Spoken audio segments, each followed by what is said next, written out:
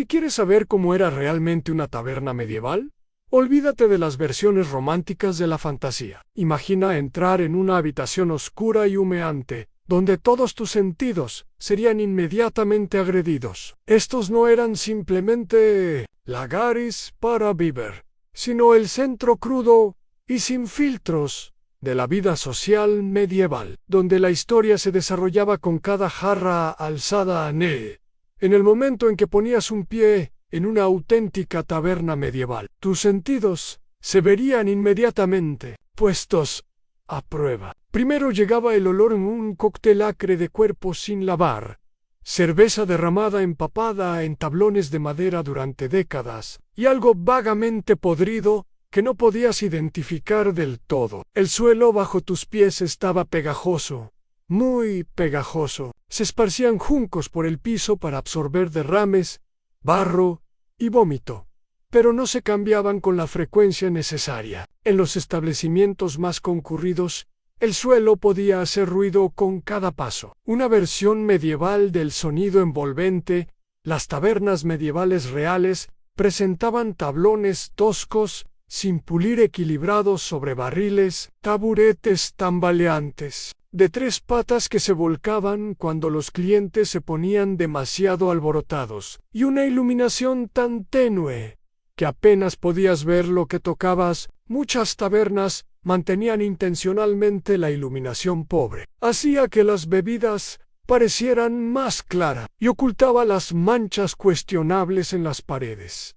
Las tabernas medievales eran ruidosas, sin música de fondo para cubrir conversaciones. Todos gritaban para ser escuchados. Una banda sonora típica de la noche incluía regateos acalorados sobre precio, baladas cantadas desafinadamente por borrachos y el ocasional estrépito de muebles siendo rotos durante una pelea. La distribución arquitectónica era generalmente simple, pero variaba según la región. La mayoría consistía en una sala principal con un hogar central, con humo escapando a través de un agujero en el techo de paja, lo que creaba su propia atmósfera única de neblina perpetua. Las tabernas en pueblos más grandes podrían tener 2 pisos a bebida y socialización abajo, dormitorios arriba. Esos dormitorios eran típicamente solo una habitación grande, donde los viajeros dormían uno al lado del otro, en colchones de paja. El mobiliario era minimalista y construido para resistir el abuso. Las mesas eran a menudo solo tablones colocados, sabracabalits, para que pudieran moverse o desmontarse rápidamente cuando estallaban peleas. Los bancos proporcionaban la mayor parte de los asientos, con taburetes reservados para los clientes habituales o aquellos dispuestos a pagar extra. Las decoraciones eran prácticamente inexistentes. Quizás una pintura tosca del animal o símbolo que daba nombre a la taberna.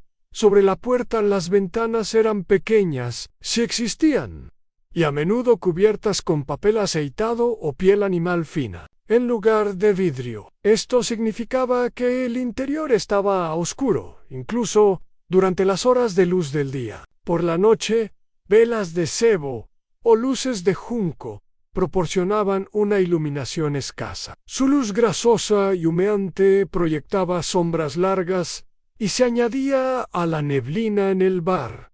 En sí no era el mostrador de madera pulida que conocemos hoy. Era típicamente un tablón simple o medio barril, donde las bebidas se dispensaban directamente de los toneles, sin grifos o dispensadores elegantes, solo espitas de madera martilladas en barriles. Las áreas de almacenamiento estaban a menudo a la vista, barriles apilados contra las paredes, manojos de hierbas colgando de las vigas, y en regiones costeras, a veces redes llenas de pescado seco colgando arriba. Añadiéndose a la experiencia sensorial, a las tabernas medievales carecían de habitaciones traseras, por lo que los suministros permanecían visibles por todas partes. Los toneles de cerveza y vino se alineaban en las paredes, creando aislamiento práctico mientras permanecían accesibles. Los sacos de grano y alimentos conservados se apilaban en las esquinas o bajo los bancos. En las regiones del norte, hebras de salchichas y carnes secas colgaban de las vigas del techo, curándose en el humo del hogar. Pequeños barriles de especias preciosas se sentaban cerca de las áreas de servicio, mostrando la prosperidad del establecimiento mientras mantenían los objetos de valor bajo ojos vigilantes. En el norte de Europa, las tabernas comúnmente presentaban un hogar central de piedra, que proporcionaba calor mínimo, pero humo máximo. Los establecimientos del sur de Europa podrían tener hogares de azulejo o ladrillo, más sofisticados con chimeneas, un lujo que significaba menos humo, pero no necesariamente mejoraba el ambiente general. Encontrar la entrada a una taberna medieval no era difícil. Un poste que se extendía desde el edificio, con un letrero distintivo, facilitaba la identificación, incluso para los analfabetos. Los nombres comunes de tabernas incluían el oso negro, el león rojo, o simplemente una imagen de una corona, representando el permiso real para operar. Había un beneficio inesperado de los espacios estrechos en calor en invierno. En una taberna llena de cuerpos era uno de los pocos lugares verdaderamente cálidos que un plebeyo podría encontrar. El calor de docenas de personas presionadas juntas podía elevar la temperatura significativamente, lo que solo realzaba el aroma único de la taberna. Sin embargo, a pesar de estas condiciones menos que lujosas, las tabernas medievales permanecían esenciales para la gente. Podrías pensar que las tabernas medievales eran solo para campesinos escapando de sus vidas difíciles, pero la verdad es mucho más colorida. Estos establecimientos atraían una multitud sorprendentemente diversa de todos los niveles de la sociedad. Los trabajadores constituían una buena porción de la clientela. Después de largos días en campos o talleres, muchos se detenían para tomar una copa antes de dirigirse a casa. Para algunos, la taberna ofrecía el único calor que sentirían en todo el día durante los meses de invierno. Los peones agrícolas, aprendices de herrero y otros trabajadores a menudo gastaban lo poco que tenían en cerveza en lugar de mejorar sus condiciones de vida. Un registro del siglo XV de York muestra que un carpintero gastó casi la mitad de sus ganancias semanales en su taberna local, un hábito que llevó a su esposa a quejarse ante el magistrado local, quien irónicamente probablemente estaba bebiendo. En el mismo establecimiento, esa noche los comerciantes eran igual de comunes. Para los comerciantes viajeros, las tabernas funcionaban como oficinas no oficiales, donde se cerraban tratos comerciales sobre jarras de cerveza. En pueblos más grandes, tabernas específicas se hicieron conocidas como lugares donde se reunían comerciantes de ciertos bienes. En el Londres del siglo XIV, los comerciantes de lana se reunían frecuentemente en establecimientos cerca del río, creando una versión temprana de una bolsa de productos básicos. La taberna Woolsack, cerca de Temple Street, fue mencionada en más de 30 contratos comerciales de ese período, demostrando que las reuniones de negocios con almuerzo líquido tienen una historia muy larga, aunque quizás más sorprendentemente. Claro, eran visitantes regulares de tabernas a pesar de los sermones condenando la embriaguez. Los monjes y sacerdotes eran frecuentemente vistos disfrutando cerveza junto con todos los demás. Esto no era completamente hipócrita. Muchos monasterios poseían tabernas como fuentes de ingresos, y los monjes eran a menudo cerveceros hábiles. La abadía de San Albín operaba 3 tabernas para 1250, todas sirviendo cerveza elaborada por los monjes. Los registros de la iglesia muestran numerosos casos de clero siendo disciplinado por visitas excesivas a tabernas, incluyendo un caso donde un sacerdote fue sorprendido liderando una competencia de canto borracho mientras estaba parado sobre una mesa, dando nuevo significado a elevar los espíritus en los caballeros y hombres de armas. No eran extraños a las tabernas tampoco. Mientras viajaban entre asignaciones o durante torneos, Estos luchadores profesionales a menudo se quedaban en tabernas en lugar de imponerse a nobles locales. Su presencia podía prevenir problemas o causarlos, especialmente cuando caballeros de señores rivales se encontraban tomando copas. Una crónica menciona una pelea de taberna en 1387 que comenzó cuando dos caballeros discutieron sobre el resultado de un torneo y terminó con 7 heridos, 12 taburetes rotos y una viga del techo colapsada. Caballeros medievales protegiendo el reino de día, destruyendo muebles de noche. Incluso los nobles visitaban tabernas, aunque típicamente frecuentaban establecimientos de mayor categoría o habitaciones privadas. Para los jóvenes aristócratas, mezclarse en tabernas comunes se convirtió en algo así como una emoción rebelde. A las mujeres estaban presentes en las tabernas también, aunque sus roles variaban, mientras que la sociedad medieval generalmente desaprobaba que las mujeres bebieran públicamente. Muchas trabajaban como camareras o taberneras. Las viudas a menudo heredaban tabernas de sus esposos y las dirigían exitosamente. Las clientas femeninas eran menos comunes, pero no inauditas, especialmente las cerveceras que venían a investigar la competencia. Estas mujeres cerveceras eran, a veces, las operadoras comerciales más astutas del pueblo. Sabían cuándo aguar la cerveza de la competencia solo un poco más que la suya. Los viajeros formaban otra porción significativa de las multitudes de tabernas. Los peregrinos que viajaban a sitios religiosos, mensajeros llevando comunicaciones entre pueblos, y vendedores ambulantes vendiendo bienes pequeños. Todos dependían de las tabernas para refugio. Para los visitantes extranjeros, las tabernas ofrecían vistazos a la cultura local, incluso si ese vistazo era a veces alarmante. La clientela diversa hizo de las tabernas lugares naturales para el intercambio de información. Un marinero recién llegado de puertos extranjeros podría compartir noticias con comerciantes locales, mientras que un peregrino podría pasar información sobre las condiciones del camino. Esta función era tan bien reconocida que las autoridades a veces pagaban a informantes para que se quedaran en tabernas y reportaran sobre conversaciones. Trabajo de espionaje medieval que principalmente involucraba beber, a cuenta del gobierno. Mientras fingían estar interesados en los negocios de todos los demás, los profesionales. Médicos ocasionalmente establecían tienda en las tabernas también. Los barberos cirujanos podrían ofrecer sus servicios a los clientes, realizando operaciones menores después de que el paciente tuviera suficiente valor líquido. La taberna era la anestesia original,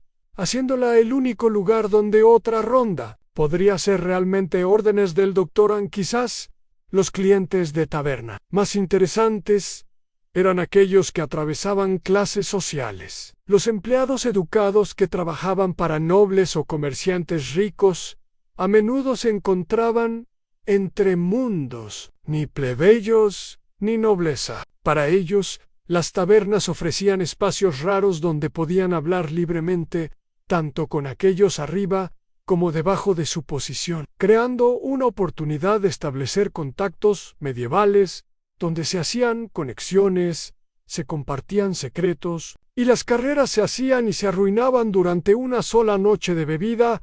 Las fiestas funerarias comúnmente se detenían en las tabernas después de los entierros, una tradición que comenzó en tiempos romanos y continuó a lo largo del período medieval. Estas reuniones podían transformarse de conmemoraciones sombrías a celebraciones bulliciosas a medida que avanzaba la noche, demostrando que incluso en la Edad Media, nada honraba a los muertos como los vivos emborrachándose absolutamente en su memoria. Ahora que conocemos quién se agolpaba en estos establecimientos bulliciosos, hablemos de lo que los mantenía regresando a pesar del caos. Si caminabas hambriento a una taberna medieval después de ver la multitud diversa que acabamos de conocer, sería mejor que tuvieras un estómago fuerte y expectativas bajas. La comida servida en estos establecimientos haría que los inspectores de salud modernos renunciaran en el acto.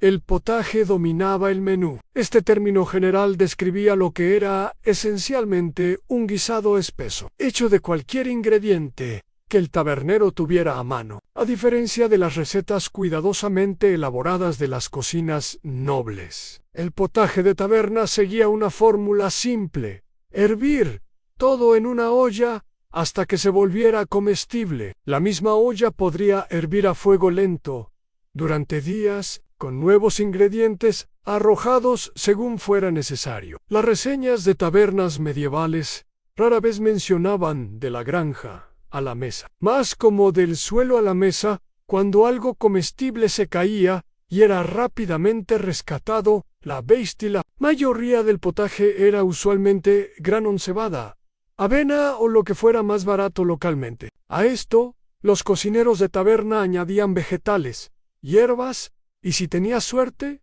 pequeños trozos de carne. Pero esta carne merece consideración especial. En 1444, una ordenanza de Londres específicamente prohibió a las tabernas servir carne de origen sospechoso después de varios incidentes involucrando mascotas locales desaparecidas. La ley no detuvo la práctica, solo la llevó a la clandestinidad. La versión medieval de no preguntes, no digas, se aplicaba principalmente a la cena. Los pasteles de carne eran otro elemento básico de las tabernas, populares porque podían prepararse con anticipación y venderse durante todo el día. La corteza servía menos como comida y más como contenedor, a menudo gruesa, dura y prácticamente incomestible. Estos ataúdes, como se les llamaba, protegían el contenido y permitían un manejo fácil. Lo que iba adentro variaba enormemente. Una buena taberna podría usar cordero o carne fresca, mientras que un establecimiento menos escrupuloso podría servir la carne misteriosa original. No era un misterio por las especias secretas. Era un misterio porque nadie podía identificar de qué animal venía la frescura. No era una preocupación primaria. Sin refrigeración, los métodos de preservación incluían salazón pesada, ahumado, los sabores fuertes de estas técnicas de preservación tenían un efecto secundario conveniente. Enmascaraban el sabor de la carne que había comenzado a deteriorarse. Las especias no eran solo artículos de lujo, eran herramientas prácticas para hacer comida cuestionable apetecible. Las especias de taberna medievales no estaban ahí para realzar el sabor, estaban ahí para hacer guerra contra Elam. El pan figuraba prominentemente en las tabernas medievales, aunque no los panes suaves y esponjosos que disfrutamos hoy. El pan de taberna era típicamente denso, oscuro y a menudo de varios días. El pan fresco era un lujo, y las tabernas servían las opciones más baratas. El pan verdaderamente duro encontraba nueva vida como trincheros en platos de pan plano que absorben salsas y jugos durante una comida. Después del uso, estos trincheros empapados no se desperdiciaban, se recolectaban y se daban a los pobres, o se alimentaban a los animales. Las tabernas medievales inventaron el plato comestible siglos antes que los restaurantes ecológicos, aunque la sostenibilidad no era exactamente el objetivo. La baratura, era una taberna pasaba por aproximadamente 200 trincheros por día, alimentando las sobras a un granjero de cerdos local, que pagaba una pequeña tarifa por el privilegio. Esto creó la situación curiosa, donde los cerdos comían pan sobrante, que había absorbido jugos de carne, potencialmente de otros cerdos. El reciclaje medieval tenía algunas cadenas de suministro circulares perturbadoras. En el queso aparecía regularmente en los menús de tabernas, principalmente porque viajaba bien y duraba más que otras proteínas. Los quesos duros podían sobrevivir durante meses, haciéndolos comida ideal para tabernas. La calidad variaba dramáticamente. Los pueblos medievales a menudo mencionan quejas sobre la calidad del queso de taberna, con una descripción colorida, notando que era más adecuado para hacer zapatos que para comer. Algunos quesos de taberna medievales eran tan duros que potencialmente podrían servir como materiales de construcción en una emergencia. Los huevos proporcionaban otra fuente confiable de proteína, fáciles de cocinar y difíciles de disfrazar. Si estaban echados a perder, los huevos estaban entre las opciones más seguras de comida de taberna. La frase medieval «bueno como un huevo» surgió en parte porque en la comida de taberna, si podías identificar lo que estabas comiendo, eso se consideraba una victoria. ¿Qué pasa con las frutas y verduras? Estas aparecían estacionalmente. Típicamente se cocinaban en lugar de servirse frescas. Las frutas y verduras crudas se veían con sospecha en tiempos medievales. Muchos creían que causaban enfermedades. Irónicamente lo opuesto a nuestro entendimiento moderno. Peras y vegetales de raíz como nabos y zanahorias podrían ser guisados en potaje o servidos calientes con especias ancomtus. Vegetales no era consejo parental en tiempos medievales, era más como un desafío para viajeros con dinero para gastar. Algunas tabernas de alta gama ofrecían comida más ambiciosa. Aves de caza, pescado e incluso delicias importadas podrían aparecer en ocasiones especiales. Las tabernas medievales inventaron la experiencia gastronómica de alta gama, donde el tamaño de la porción es inversamente proporcional al precio. Las porciones eran generalmente más pequeñas que las expectativas modernas. La gente medieval típicamente comía 2 comidas diarias, y las porciones sustanciales de taberna no eran la norma, a menos que pagaras generosamente. Interesantemente, los taberneros reconocían la conexión entre el consumo de comida y las ventas de bebidas. Las comidas más saladas alentaban más bebida. Una taberna inteligente ofrecía nueces saladas gratis o pan específicamente para impulsar las compras de cerveza. El modelo de negocio «la primera es gratis» tiene raíces muy antiguas en la cultura de tabernas. Hablando de bebidas. Mientras la cerveza dominaba, las tabernas medievales servían otras bebidas, dependiendo de la ubicación y clientela. El vino aparecía en tabernas por toda Europa, aunque la calidad variaba dramáticamente. El hidromiel o miel fermentada estaba disponible en algunas regiones junto con sidra, en áreas de cultivo de manzanas. El agua rara vez se ofrecía como opción de bebida. El consejo médico contemporáneo, de hecho, advertía contra beber agua, considerándola potencialmente peligrosa. Esto no estaba completamente equivocado. El agua no tratada a menudo portaba. El proceso de elaboración de cerveza mataba bacterias dañinas, haciéndola genuinamente más segura que el agua. En muchos casos, la mayoría de las cervezas de taberna se elaboraban localmente, a menudo por el tabernero o cerveceras. Estas no eran las bebidas claras carbonatadas que llamamos cerveza hoy. La cerveza medieval era turbia, plana y significativamente más baja en contenido alcohólico que las cervezas modernas. También estaba destinada a consumirse rápidamente. Sin conservación adecuada, la cerveza se echaría a perder en días. Bebe fresco no era un eslogan de marketing, era un aviso de salud.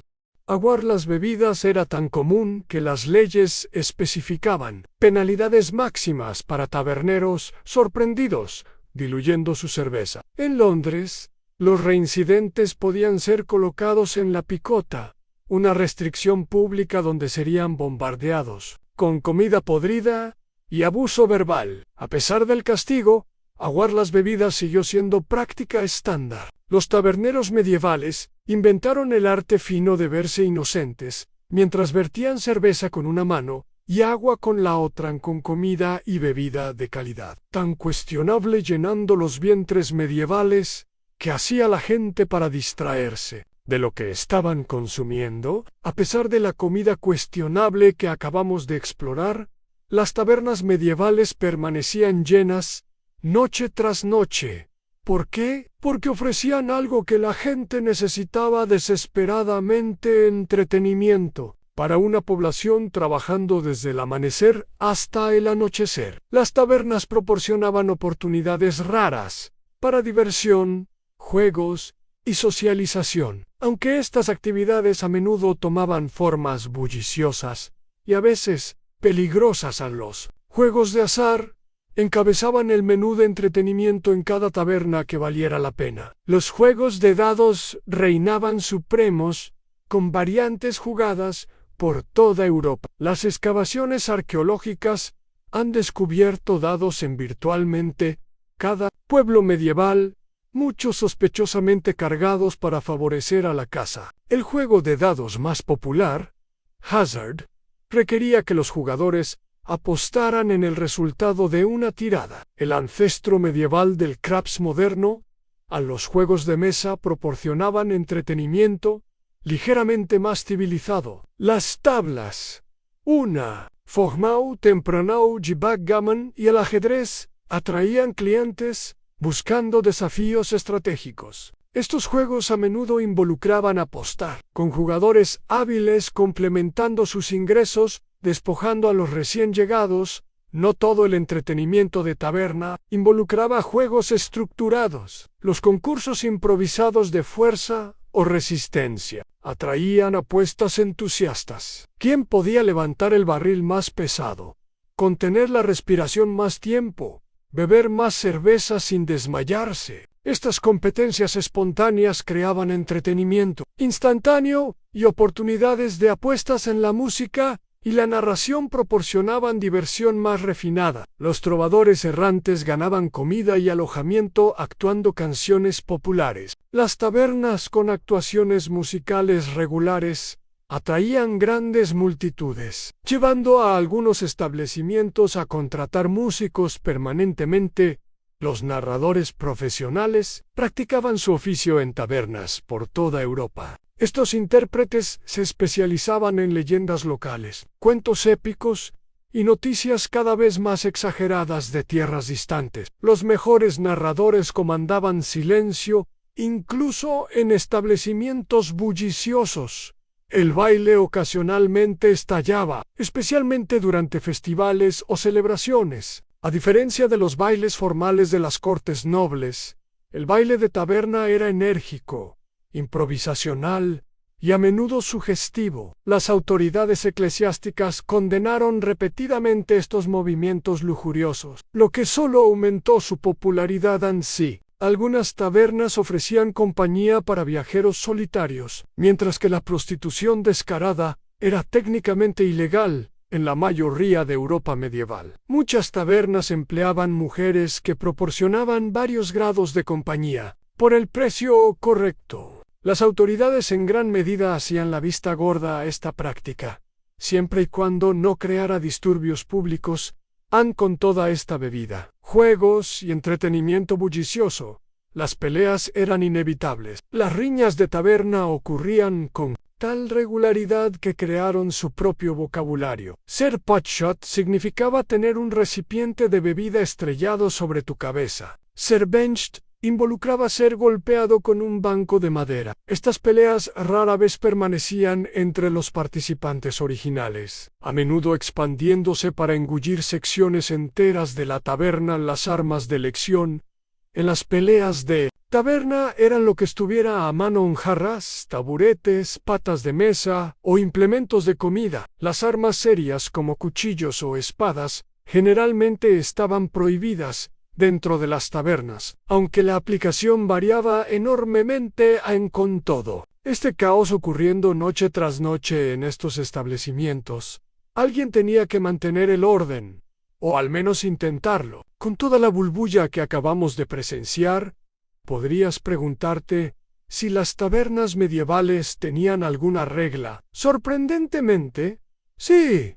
Muchas de ellas. Las autoridades medievales estaban obsesionadas con controlar estos establecimientos, creando un mosaico fascinante de regulaciones que se aplicaban a medias. En el mejor de los casos, los toques de queda encabezaban la lista de restricciones de tabernas. La mayoría de los pueblos requerían que las tabernas cerraran a una hora específica, usualmente señalada por una campana de iglesia. En Londres, la temida campana de toque de queda sonaba a las 9 de la noche en verano y las 8 de la noche en invierno, momento en el cual se suponía que los taberneros debían hacer salir a todos. ¿Realmente pasaba esto? Los límites de bebida existían en teoría. Varios reyes ingleses intentaron restringir cuánta cerveza una sola persona podía comprar en una. Un rey famoso decretó que ninguna taberna debería servir más de 1 centavo de cerveza a cualquier persona. Una regla tan ampliamente burlada que se escribieron canciones de taberna al respecto. La solución práctica: los clientes simplemente se movían entre múltiples tabernas. Una vez que alcanzaban su límite, las prohibiciones de armas resultaron más aplicables. La mayoría de los pueblos prohibían llevar espadas, dagas u otras armas serias dentro de las tabernas. Los clientes usualmente tenían que entregar estas en la puerta, donde se almacenaban hasta la partida. Esto no previno la violencia, solo la degradó de potencialmente letal a meramente perjudicial.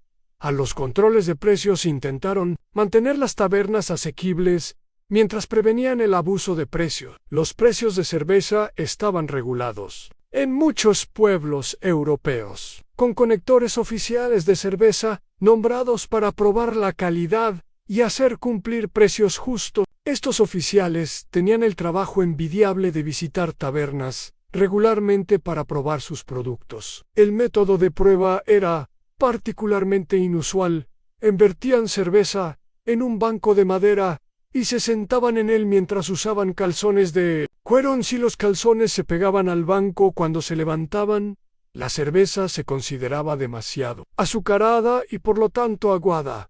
A muchos pueblos implementaron un sistema de licencias crudo. En Inglaterra, los taberneros mostraban una estaca de cerveza, un poste con un arbusto adjunto fuera de su establecimiento para indicar permiso oficial para operar. Las tabernas sin licencia enfrentaban multas, pero prosperaban. No obstante, especialmente en áreas donde la aplicación era laxa, el equivalente medieval de los porteros sí existía, conocidos variadamente como rufianes, brazos fuertes o guardias.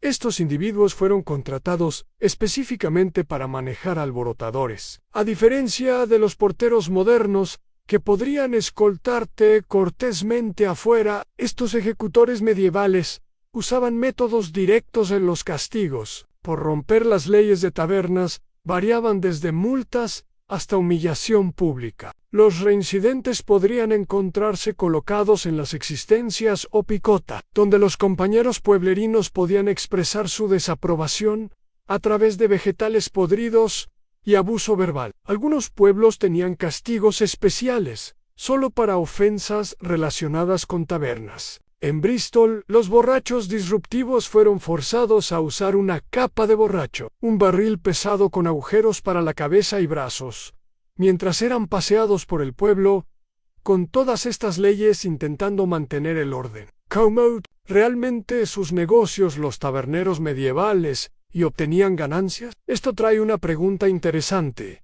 ¿Cómo pagaban realmente los clientes medievales por sus bebidas y comida? La respuesta involucra mucho más que simplemente entregar monedas. El efectivo era relativamente escaso en las economías medievales, mientras que los nobles y comerciantes podrían llevar bolsas llenas de centavos de plata.